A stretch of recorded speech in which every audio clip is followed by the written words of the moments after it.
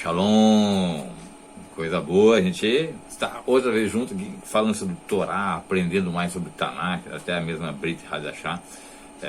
Como eu sempre digo, né, a Brit Hadashah não existe sem o Tanakh, né? Uma vez eu expliquei até para um amigo meu que seria equivalente você ir para o deserto com uma garrafinha de água sem água. Você precisa da água, e a água é o Tanakh. Você tem o corpo ali, que é a garrafa, né, que seria a Brit Hadashah, mas o conteúdo dela é o Tanakh. E, obviamente, dentro do Tanakh a gente tem a Torá. E por ter a Torá, a gente precisa, então, ter o conhecimento pleno dela, né, para a gente poder compreender, né. Em breve eu vou fazer uma série de vídeos sobre o livro de Revelações, Apocalipse, e vocês vão ver que é impossível entender Apocalipse sem ter conhecimento do Tanakh, que é o pessoal chama aí de, erroneamente, hereticamente, né, de Velho Testamento. Hoje eu gostaria de falar com você sobre Moshe, o Monte Sinai, a sarça ardente. Exatamente, o nosso ponto central do nosso estudo hoje é Moshe e a sarça ardente. Porque existem ali revelações no hebraico muito interessantes, né, que nos despertam para um amor e para um temor à Torá, ao próprio Deus, né, Adonai, que nos encanta com seu amor, com sua sabedoria, né? Existe um canto que diz que a sua sabedoria é mais profunda que o mar, né? É muito mais profundo, né? A sabedoria de Deus é infinita. Então a gente precisa ter uma visão muito maior do que é. Mas eu gostaria que a gente começasse então, para a gente se localizar no tempo, no espaço, o quanto que Moshe entra na história e por que ele entra, por que é Moshe que entra na história, e qual é a característica principal de Moshe para ser considerado o maior profeta de todos os tempos. Bom, vamos começar o seguinte: a população, né, o povo, entram 70 almas, né, 70 pessoas com Yaakov no Egito, e no período em que Yosef é o vice-rei, vamos dizer assim, do Egito. E ali vão se passar os séculos, né, e chega um ponto em que se levanta um faraó que, diz as escrituras, não conhece Yosef. A palavra conhecer ali é muito interessante, porque assim, imagina como que alguém não vai conhecer a história de Yosef, vamos dizer assim, né? Imagina, eu sou um faraó do Egito e eu não vou saber a história dos meus antepassados. Eu não vou saber que na minha história passada houve 7 anos de dificuldade, 7 anos de fartura, 7 anos de dificuldade, e que o povo fez isso, o povo fez aquilo. Como é que eu não vou saber disso? Isso fica registrado, certo? Mas aí a escritura diz que se levantou um faraó que não conhecia Yosef. A ideia de conhecer no hebraico não é que ele não fosse por ignorância, assim, eu não sabia que existia um tal Yosef. É no sentido de não é por desprezo mesmo, a ideia de não querer ter esse conhecimento de Yosef, porque não me interessa a vida desse sujeito, e eu sou contra a Yosef, eu sou contra a sua descendência. Essa é a ideia, o pano de fundo. E aí, o texto em Shemot, em Êxodo, capítulo 1, verso 7, diz o seguinte: os filhos de Israel frutificaram e aumentaram muito, e multiplicaram e foram fortalecidos grandemente, de maneira que a terra se encheu deles. E aí tem uma novidade assim: Paru vaisheretsu. Esse Paru e esse vaisheretsu, ele vai nos dar a ideia de que foi um crescimento, né, uma multiplicação, que aumentaram, mas foi algo assim, sobrenatural. Não foi um crescimento biológico normal, sociológico normal. Não, houve um crescimento muito grande da população do povo de Israel dentro do Egito. E obviamente que isso alarmou, vamos dizer assim, tocou o sinal de alerta do faraó, porque ele pensou assim: olha, esse povo está crescendo tanto que daqui a pouco eles vão dominar o Egito. Então, mas ao mesmo tempo existia aquilo que nós chamamos de ódio sobrenatural, maligno, pelo povo de Israel. Tá? Então, nós estamos agora em Pessa. Hoje é o dia 24 de abril de 2024, nós estamos no terceiro dia, né, celebrando a Pessa. E E a Pêssah marca o dia da libertação do povo de Israel do Egito, certo?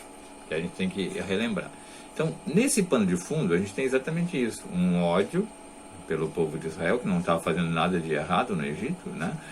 Como em todos os tempos, o povo judeu, em todos os países que ele viveu, ele nunca fez nada errado, sempre foi um povo que ajudou no crescimento econômico, no crescimento moral, no desenvolvimento das sociedades, e simplesmente as nações se voltavam contra o povo de Israel, como fazem hoje, né? Então, não é porque o povo judeu, o povo de Israel se multiplicou, que isso era um ato maligno. Mas aí esse é um pano de fundo, tá?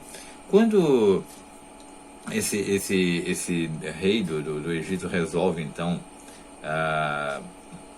destruir o povo de Israel, ele ordena que se matem todos os filhos judeus. Isso é óbvio, a mente dele é um extermínio. Deixa os adultos viverem, porque eu preciso deles ainda, mas vamos exterminar a continuidade deles na face da terra. E aí o que acontece? E a gente vai chegar na história de Moshe, né? Quando Moshe vai nascer, e é nesse plano histórico de extermínio das crianças de Israel que vai surgir então o nosso querido e grande mestre, o profeta Moshe. Então, primeiro, ainda em Shemot, capítulo 1, verso 14, diz o seguinte: assim que fizeram amargar a vida com dura servidão. E aí, o povo de Israel está sofrendo. Começa, então, esse rei novo do Egito começa a fazer o povo de Israel sofrer. E aí eu destaco sempre essa questão do sofrimento, tá? O povo de Israel estava sofrendo. E a ordem foi, então, extermínio do povo, das crianças de Israel, para, consecutivamente, ser destruído todo Israel. E nós vamos chegar, então, em Batia, né? Batia, a princesa, né? A filha do rei do Egito, que não vai, ela vai recolher o Moshe, né, e vai tê-lo como filho. Isso é muito estranho, porque o que acontece? No fato dela tomar essa decisão, a gente vê duas coisas interessantes. Primeiro, quando Batia, que era princesa, filha do rei, né, o pai dela mandou extermínio, né, exterminar as crianças, e chega até ela, naquele rio ali onde ela foi se banhar, chega até ela o bebê Moshe, né, ela sabe que ele é hebreu, né, ela reconhece pelas roupas, né, pela identidade dele. Então existe uma identidade daquela criança.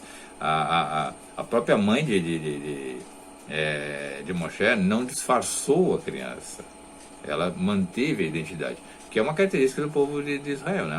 O povo judeu, a gente pode tentar até tentar viver como uma pessoa comum em qualquer outro país, mas sempre as nossas identidades virão à tona, né? Nosso jeito de ser, nosso jeito de cultuar, nosso jeito de servir a Deus, nosso amor a Torá, o nosso comportamento nos identifica, né? Então não tem jeito, é fácil localizar um judeu. E aí, mas a Batia, ela tem ela entra para a história, inclusive ela está lá, o nome dela está lá na Avenida dos Justos, né, em Jerusalém, por causa disso. Ela entra para a história. Eu digo que ela entra para a história por dois momentos específicos. Primeiro, porque ela pega essa criança, Moshe, que é o grande libertador, o salvador de Israel, e em vez de exterminá-lo, ou entregar para o pai, ou chamar os guardas, né, ela o recolhe como filho. Como filho, dá para entender a mudança histórica. Aí ela vai criar ele como filho. E é óbvio que criando ele como filho, ela vai ter que dar uma disfarçada nessa história toda, né? Para que o pai não a visse como uma traidora dele mesmo, né? Então ela vai educar Moshe em todo o conhecimento e cultura e ciência egípcia. Ele vai ter esse aprendizagem que seria, na época, você estudar nas melhores universidades do mundo, né? Vamos dizer assim, né? E ela vai tratar ele como filho. Então, olha só, ela é uma princesa. Se ele é filho de uma princesa, ele já tem essa característica de príncipe, vamos dizer assim, tá? E ela quando no momento do êxodo, ela sai junto com o povo de Israel. Então eu digo, a segunda parte da demonstração dela de que ela era uma pessoa incomum. Ela sai, eu acho linda a história de Batia. Ela sai e ela vai casar, inclusive, com um israelita, um judeu ali, né, vamos dizer assim, né? Ela vai fazer parte do povo de Israel para sempre. Então, no mundo vindouro, Batia está lá, tá? Ela vai estar lá. Assim como Ruth, por exemplo, como Raav, né? Vai estar lá. E aí, em Êxodo 2:1 diz assim: foi-se um varão da casa de Levi, um homem da casa de Levi, e casou-se com uma filha de Levi. Então já está identificando a tribo, Levi. Tá? Isso é um destaque interessante, porque primeiro liga a questão de Israel. Ele foi criado por Batia, na corte egípcia, com a educação egípcia, mas ele era descendente de Levi, né? Ou seja, ele de qualquer maneira, ele pode ser brasileiro, pode ser japonês, pode ser americano, pode ser norueguês, mas ele é judeu. Tá? E aí, o que acontece? A filha de Faraó recebe essa criança, acolhe essa criança, mas não tem condição de amamentar, certo? Só que a irmã de Moshe, a Miriam, já estava ali por perto, ela estava visualizando tudo no meio dos juncos ali, vamos dizer assim, né? E aí ela se apresenta para a princesa, né, e diz: se a senhora quiser eu consigo uma ama seca, alguém se a senhora quiser eu consigo alguém para amamentar a criança. Aí a princesa diz: não, então faz isso por mim. E é interessante, porque essa menina, a Miriam, dá a dica e a princesa acolhe, né, sabendo que a Miriam, essa menina, era judia também. Aí ela vai e leva para a própria mãe, né, ou seja, quem cuidou do Moshe nos primeiros períodos de vida foi a própria mãe de Moshe.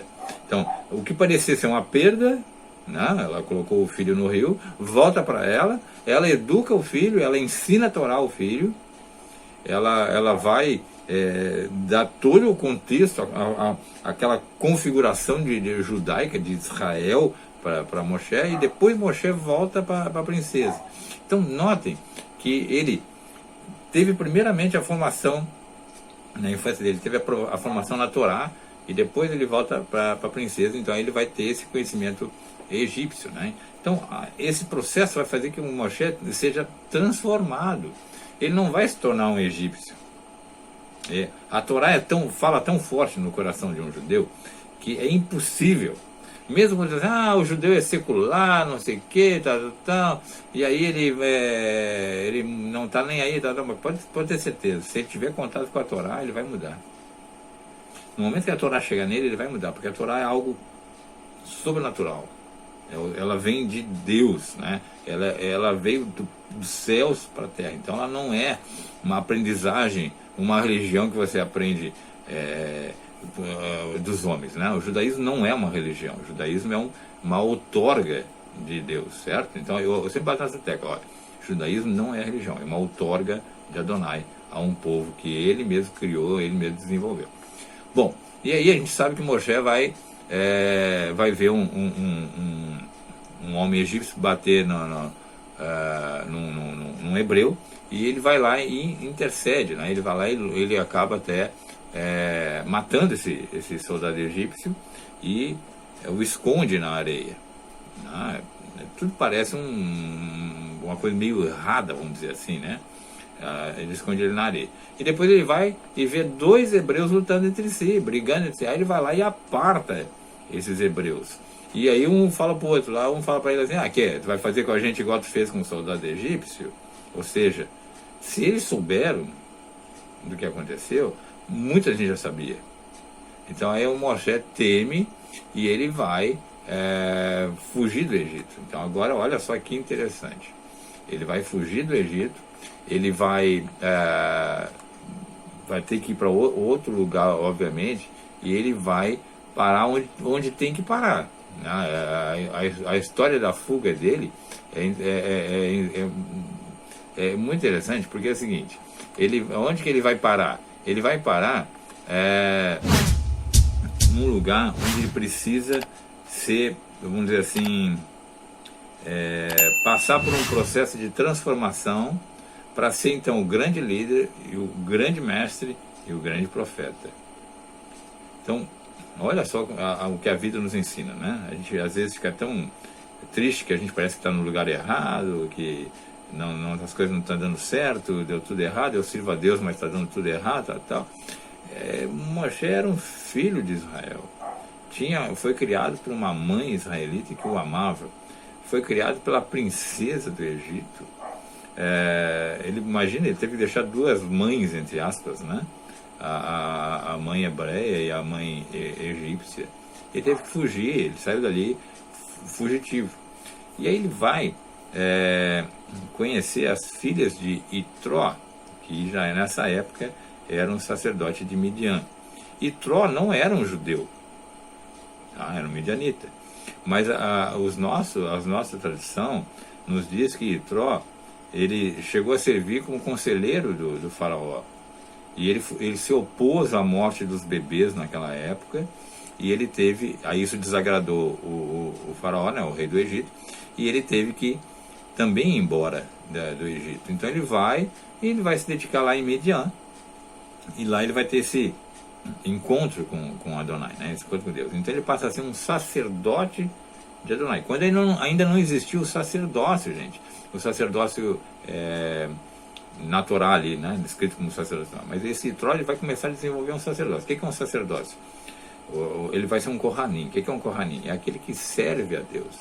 Né? Ele vai apresentar suas ofertas a Deus, ele vai reconhecer Adonai como Deus verdadeiro, Deus único, não, o único Deus, o monoteísmo, né? Então ele sai do Egito, que era politeísta, e ele passa para o monoteísmo, reconhecendo Adonai como o único e verdadeiro Deus. E olha, aí o que acontece? As filhas de Itró estão lá, né, buscando água para as suas ovelhas. Então as filhas de Itró também eram mulheres servis, elas estão trabalhando ali e estão colhendo, estão buscando água para as ovelhas. E aí existem outros pastores naquele momento, ele vai lá e serve, né, ele retira, abre espaço do poço ali, e as mulheres de filhos de Itró então vão poder pegar água naquele poço, e ele se apaixona pela filha uma das filhas de Itró, né? E aí é interessante, porque quando ele se apaixona por essa mulher, olha como a história está se ligando, né? Itró saiu do Egito, virou um sacerdote de Adonai. Aí as filhas dele estão aqui no poço. O Moshe, que é fugitivo, vai encontrar as filhas do Itró, vai se apaixonar por uma das filhas de Itró, e aí a filha comenta com o pai diz, não, traz ele para cá. Aí ela diz, um egípcio nos ajudou lá, com os outros pastores lá, né? Contra os outros pastores lá que estavam criando resistência para nós pegarmos água. E aí o pai diz, não, então traz ele para cá. Mas aí ele está sendo rotulado como egípcio, né? Um egípcio nos ajudou. Porque certamente eles estavam com roupas egípcias, né? E ele estava com caracterização egípcia. Aí ele vai lá para Itró. E Itró certamente o orienta, né? Começa a dar os primeiros ensinamentos na vida adulta de Moshe sobre Adonai, o Deus único e verdadeiro. E ele vira um pastor das ovelhas do sogro. Tá? E isso é interessante, porque quando ele passa a ser pastor, ele vai passar tempo a refletir na vida, porque ele vai sair com o rebanho, vai levar para cá, vai levar para lá. E esse momento de caminhada com o rebanho, ele vai exercitando duas coisas. Primeiro, a questão do pastorado, né? Ele vai aprender a pastorear o rebanho, a defender o rebanho, a cuidar do rebanho, a alimentar o rebanho, a fortalecer o rebanho. E o tempo que ele vai ter livre para refletir na vida dele, né? Ele está com 40 anos ali, e ele vai servir ao sogro por mais 40 anos como pastor de ovelhas, né? E ele vai entender muitas das coisas que estão acontecendo ali na vida dele em si. E, como eu sempre digo, a gente começa a ser despertado para a nossa missão na vida, né?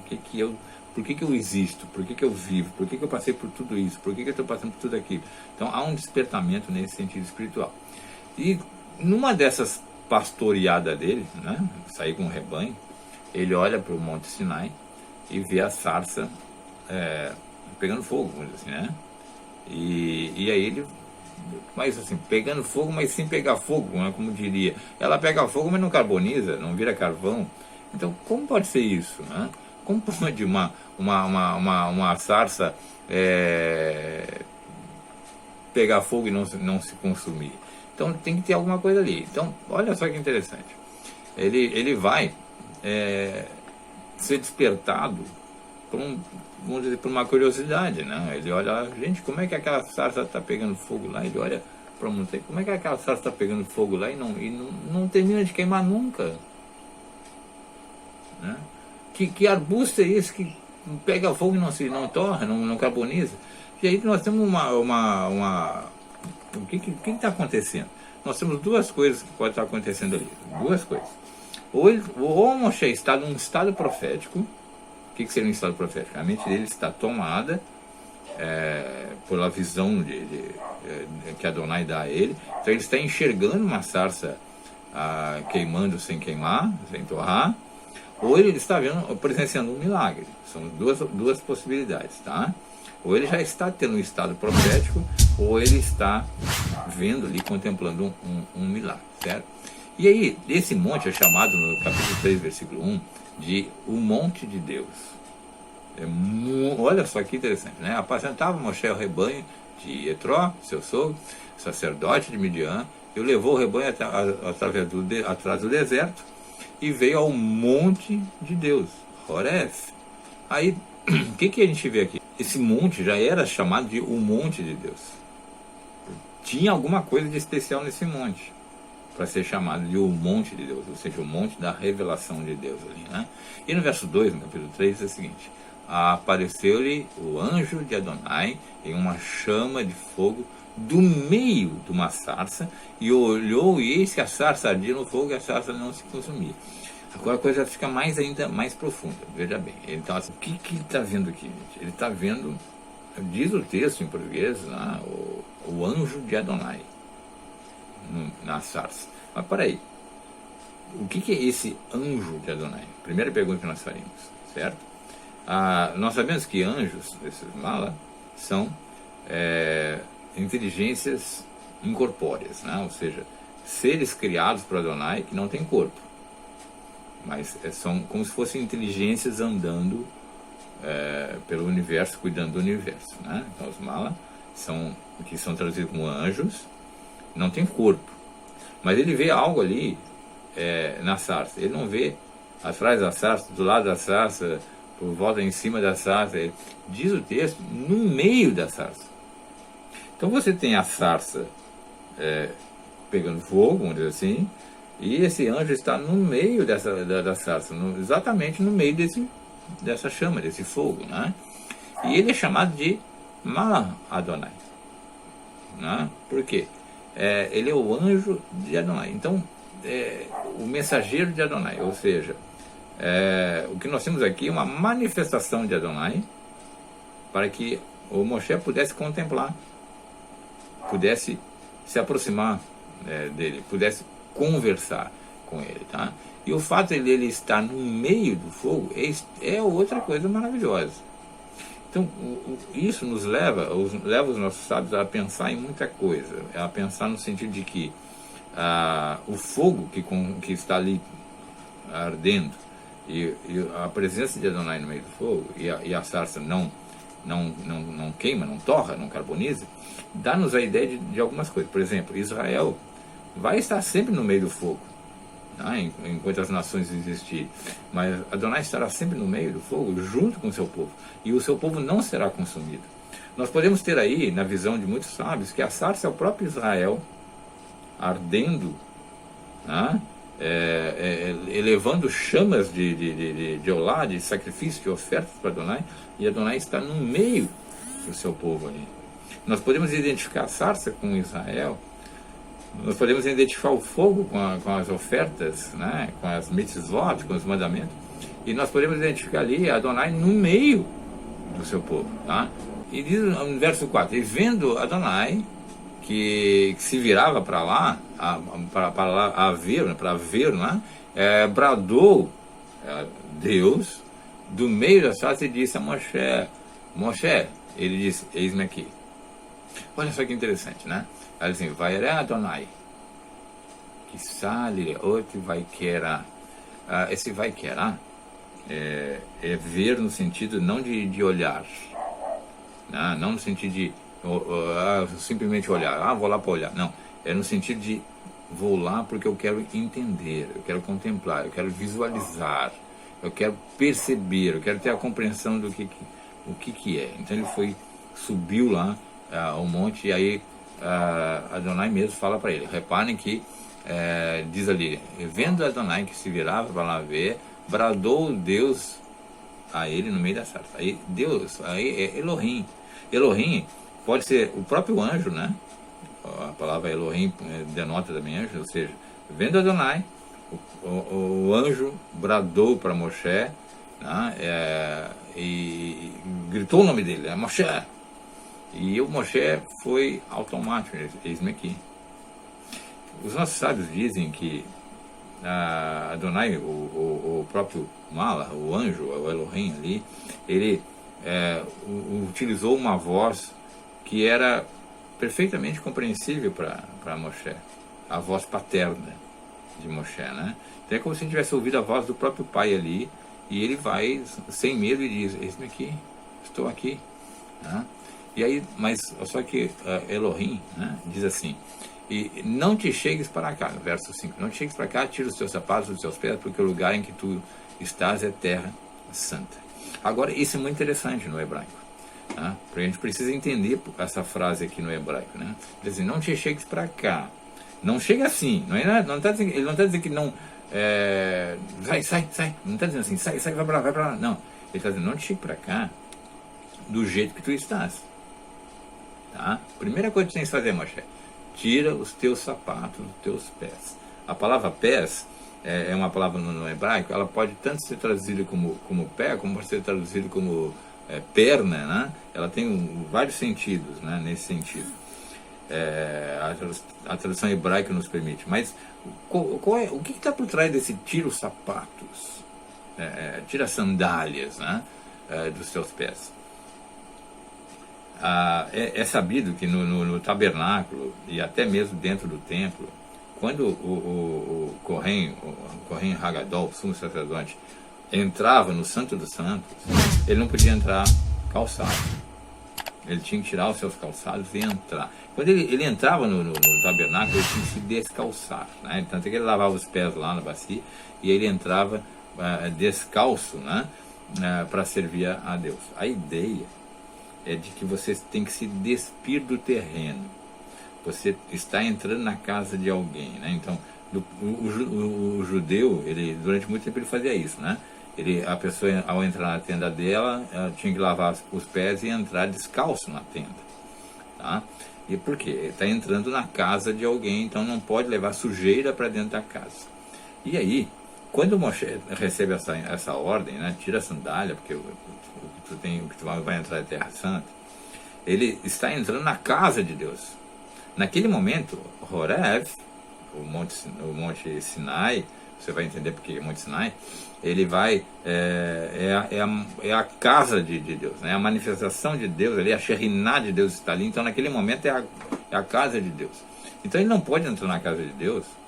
Se ele faz isso nas tendas, que é tirar a sandália, na casa de Deus, tem que tirar também.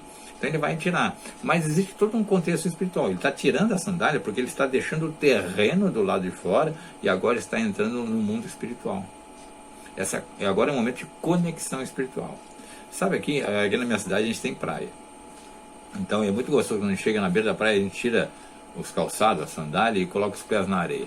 A gente tem uma sensação tão gostosa, a gente bota o pé na água assim da praia, no mar, né?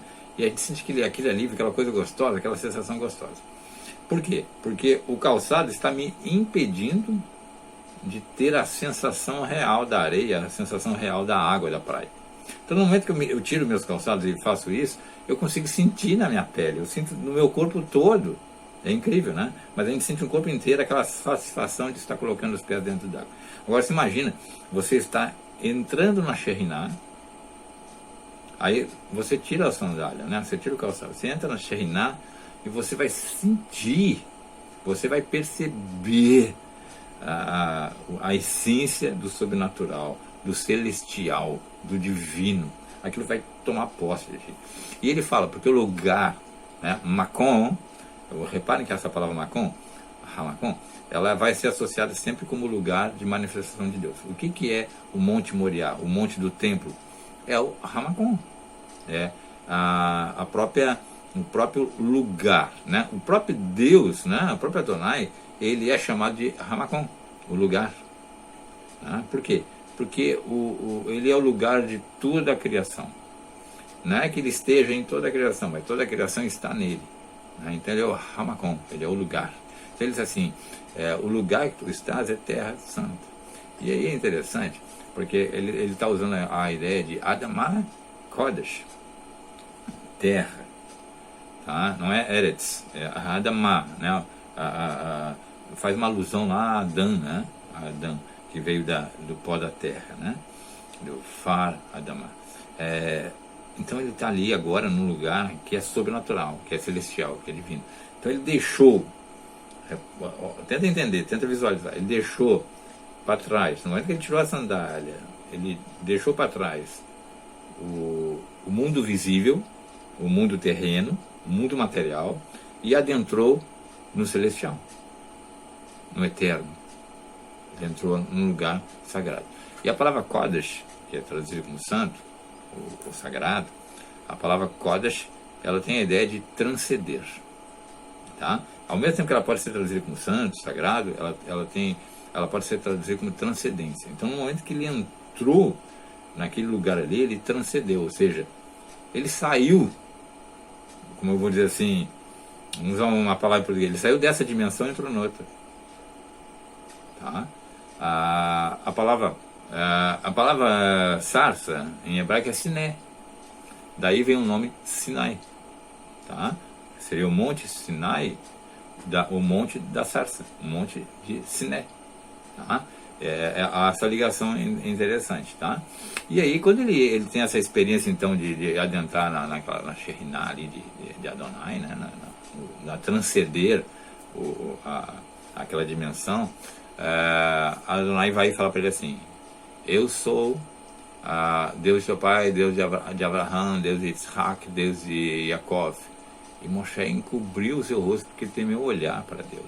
Mas olha só que interessante, ele fala assim: eu sou o Elohim do teu pai. Né? Ele fala: vai o meio Anoch, Elohei Avichá, Elohei Abraham, Elohei Isaac, Elohei Jacob. Ele usa a expressão Deus. Eu sou o poderoso de Abraão, eu sou o poderoso de Isaac, eu sou o poderoso de Jacob. Então, ele se apresenta ali, assim, presta bem atenção nas palavras. Ele fala, Adonai diz, né? Eu sou Elohim, né? Eu sou Elohei de Avichá, né? Avichá, que é teu pai. A primeira coisa é, eu sou Deus, o poderoso, né? Vamos pegar a palavra no hebraico, Elohim significa poderoso. Eu sou o poderoso do teu pai. Eu sou aquele que foi considerado o poderoso de Abraham. Eu sou o poderoso de Isaac. Eu sou o poderoso de Jacob. E aí, Moshe tem uma compreensão do que está acontecendo ali e diz, em português fala assim: Moshe encobriu o seu rosto. Porque temeu olhar para Elohim. A ideia não é olhar por olhar, tá? Como eu falei aqui, né? Mehapit em hebraico, né? Olha só, em hebraico. Vayatzet Moshe Panav Ki Yare Mehabit El Ha-Elohim. O que ele está dizendo aqui? Não é olhar no sentido visualizar, como eu falei há pouco. É assim, ele temeu tentar entender, ele temeu analisar, ele temeu buscar uma verificação mais metodológica de quem estava ali. Ele temeu, né? Yare, ele temeu, ele teve temor. Nessa pessoa de Moshe bateu um temor enorme. E aí ele encobre o rosto. Eu não quero ver, porque eu sinto que eu estou diante do poderoso, do Altíssimo. Mas eu quero frisar aqui que a Adonai se apresenta primeiramente como assim, ó, eu sou, né, Anoche, a palavra Anach significa eu, mas é um eu de intimidade, um eu de amigo. Né? Ele diz assim, olha, eu sou o eu que tinha intimidade, que tinha amizade com teu pai. Eu sou o eu que tinha amizade com Abraham, com Isaac e Jacob. Então ele tá trabalhando a mente, o coração, a alma de Moshe para receber isso. Né? Ele fala, olha, não tenha medo, porque eu sou o amigo do teu pai, o amigo de Abraão, o amigo de Isaac, amigo de Jacob. Eu sou poderoso sim, mas eu sou amigo deles. E isso é para confortar. Tá? Então aqui também existe uma coisa chamada, por que dentro dos mandamentos existe lá o mandamento de honrar pai e mãe? Porque esse nosso amor pelos nossos pais, ele serve como uma ponte para nós podermos nos conectarmos a Deus. Ou seja, se eu não tenho amor para meus pais, se eu não honro meus pais, eu não vou nunca ouvir Deus. Eu nunca vou ter essa revelação de Deus na minha alma, no meu espírito, porque isso é um bloqueio.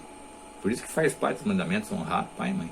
Olha como Adonai se apresenta, eu sou o poderoso do teu pai. Isso conforta o coração de Moshe. Tá? E ao mesmo tempo ele sente temor. Imagina, eu estou diante daquele que eu conhecia antes de ouvir. Eu já sabia da história de Abraham, de Isaac, de Jacob. Eu já sabia que Adonai tinha se revelado com ele, tinha conversado com ele. Agora imagina, ele está aqui comigo, conversando comigo. Ele temeu. Tá? Eu não vou esticar muito aqui, porque esse assunto a gente vai poder trabalhar muitas coisas. Né? Mas diz Adonai, ele fala como achar assim, diz Adonai, tenho visto atentamente a aflição do meu povo, que está no Egito, e tenho ouvido o seu clamor por causa dos seus exatores, porque conhecia suas dores. Então ele começa a falar com Moshe agora o seguinte, olha, Moshe, repare que ele está trazendo a ligação toda da missão, da missiologia de Moshe, né? Ele disse a Adonai, eu tenho visto, né? Eu tenho visto atentamente, diz o texto, né? A aflição do meu povo. Eu não estou despercebido. Eu estou atento ao que está acontecendo com o meu povo, que está lá no Egito. Olha que o Moshe saiu do Egito e foi para lá. Eu estou vendo a aflição do meu povo lá no Egito. Tá, Moshe? Eu estou vendo a aflição do meu povo lá no Egito. E tenho ouvido, né? Eu estou atento e ouvindo o choro do meu povo, a tristeza do meu povo, a angústia do meu povo, por causa dos seus exatores, ou seja, daquelas pessoas que estão fazendo eles sofrerem. Né? E assim, porque conheci as suas dores. Né? E é interessante aqui, que Yadá, né? Esse conhecimento é um conhecimento também, lembra que eu falei da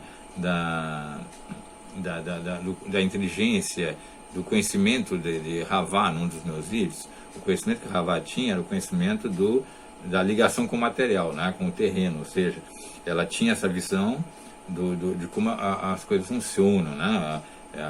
Enquanto o Adão tinha uma inteligência mais racional, vamos dizer assim, que é o Biná, que é outro tipo de sabedoria, a outra sabedoria que a Ravá tinha era a sabedoria do terreno, de compreender as coisas. Então aqui Adonai está usando exatamente a mesma ideia de sabedoria que tinha sido pertinente a Ravá, ou seja, eu tenho conhecimento de fato do que está acontecendo ao meu povo, né? E note que aqui ele já está dizendo, ele usa meu povo, né? Ele usa essa, vamos dizer assim, essa possessividade, né? Ele é meu povo, eu estou percebendo que a coisa é meu povo. Aí ele fala, portanto, desci para livrá-lo. Olha só, a manifestação no Monte Sinai. Eu desci aqui, porque aqui é o início da libertação do meu povo, Moshe. Eu desci para livrá-lo da mão dos egípcios, no verso 8, né? E para fazê-lo subir daquela terra, uma terra boa e larga, uma terra que manda leite e mel, ao lugar do cananeu, do eteu, do amorreu, do ferezeu, do heveu, do jebuseu. Estou lendo em português, tá? Em hebraico é outras pronúncias. Mas olha só, o que ele está dizendo? Eu desci, o céu desceu, a Shekhinah está aqui agora, e agora é o começo da libertação. E aquilo que eu tinha prometido lá para Abraham, Moshe, agora vai se cumprir. Agora é o cumprimento daquela promessa que eu fiz a ele, né? Eu vou levar a um lugar muito especial, tá? E é interessante que ele usa assim: eu vou fazê-lo sair do Egito e vou subir. Porque você pode estar em qualquer lugar do mundo, você pode estar em cima do Monte Everest, que tem mais de 8.500 metros, mais de 8,5 km de altitude. Se você sair lá do Monte Everest, né, na geografia você estaria descendo em relação a Jerusalém. Mas o verbo que seria usado seria: eu vou tirar você de cima do Monte Everest e vou fazer você subir para Jerusalém. Você sabia disso? Porque a ideia de subir para Jerusalém não é simplesmente geográfica, é espiritual, é transcendental, é kadosh, né? É de transcender a ideia da geografia. Quando você chega em Jerusalém, você sobe. Você vai às alturas, porque ali é o portal, como dizia Jacob, é o portal de Deus. É o lugar onde une céu e terra. Então a dona diz assim: Moshe, eu vou tirar meu povo de lá e ele vai subir para a terra que eu prometi aos antepassados. Eu vou parar aqui, porque depois nós vamos continuar a história de Moshe no próximo vídeo, para vocês verem como é maravilhosa. Tá? Mas Moshe está sendo tratado ali como uma criança que está tendo contato com o pai, está sendo trabalhado, está sendo ensinado, já tem 40 anos de história, mas está tendo novas experiências agora, e Deus está o preparando como o Deus do pai dele, o Deus dos patriarcas, e está dizendo abertamente: ó, você está aqui na minha Shekhinah, eu permiti que você entrasse aqui na minha Shekhinah, você está tendo experiência comigo, porque eu sou o poderoso do meu povo, e eu vou mudar a sorte, mudar a história do meu povo, e você faz parte dessa história, Moshe, que é o assunto do nosso próximo vídeo. Tá bom? Que Adonai te abençoe e te faça amar, se encantar com a Torá e com as palavras no hebraico, que vão te revelar a profundidade da sabedoria do nosso Deus. Até mais, beijo no coração.